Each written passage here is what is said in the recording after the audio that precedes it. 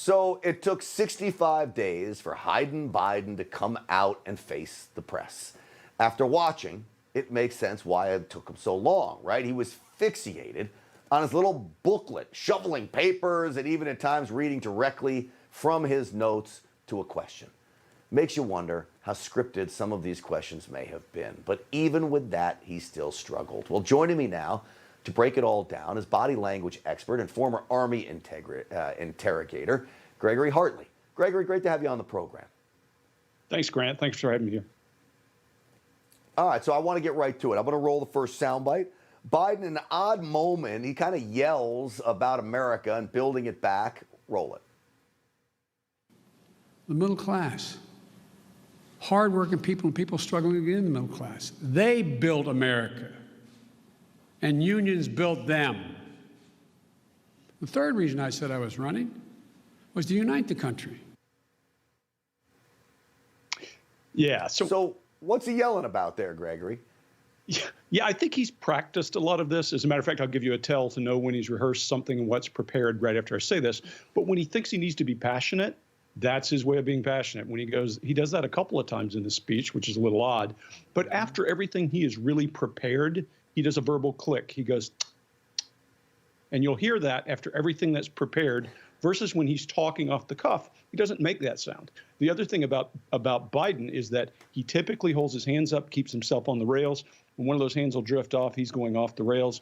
And his other tell is his eyes will flutter when he is lost and confused. So I think he needs some good coaching. I might know a few people who could help him out. Do you know, I know a couple as well. And you know who else makes that, not to ever compare myself to Joe Biden, but I do occasionally do that now that you bring it up. All right, here. Do you do I it want when to go it's to number scripted, two. or you do it, though, when you're talking is the difference, right? That's the key. I almost do it when I'm changing topics. In fact, I heard myself do it when I was coming back to you, like getting ready to do another topic. I do it. I got to be very conscious about that. This is why these things are very helpful to me.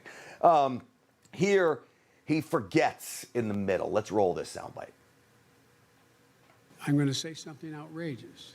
So the best way to get something done, if it holds near and dear to you that you like to be able to, anyway.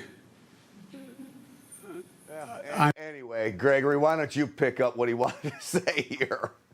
Yeah, anybody's guess, right? Anyway, so he's rambling on. This is the guy who's leading the country. And forget politics, forget which side of the fence you're on. If this guy's leading the country, we certainly want him to appear to be more together than he is here. And you see that eyelid flutter when he goes into that part where he's lost. He's just trailing off. It's just a sign that all the preparation didn't help him with that statement, and he should have stayed on script.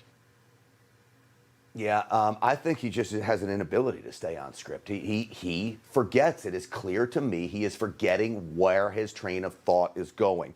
Here, more rambling. This is about the filibuster. Watch this one. Oh, yeah. It's going to be hard to get a parliamentary ruling that allows 50 votes to end the filibuster, the existence of a filibuster.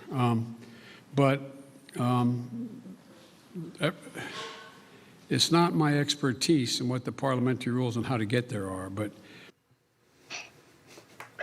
yeah, you can see he looks down, looking for number one, or a 47-year guy, right, who's been in the Senate his whole life. As you're looking down and you see him looking for an anchor, I think that rescue for him was, this is not my area of expertise, and that's his chance to back out. But yeah, he's rambling through this. It's painful to watch. Do you know, lastly, real quick, if you could do it for me, he often scratches his nose. What is that about, real quick, because I'm already late on time?